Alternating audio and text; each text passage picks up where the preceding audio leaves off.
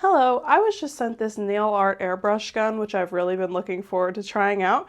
And it comes with all these pieces here, including these replaceable cups. This device goes 18 PSI and 25 PSI, just with the click of this button here. Starts it on up and changing it and off. So I've already attached the two pieces together and it comes with a nice little lid for storage, but when you're using it, you don't need that on. And it also comes with these cleaning devices here to get down in there and really make sure it stays sanitary, and of course a charger. So I'm going to go ahead and get this ready to use.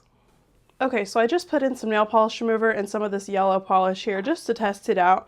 And then when it is on, you pull back this little nozzle here just slowly, or not so slowly depending on what you want to do. And I'm going to go ahead and kick this on to the first setting and just try it out on one of my nails here.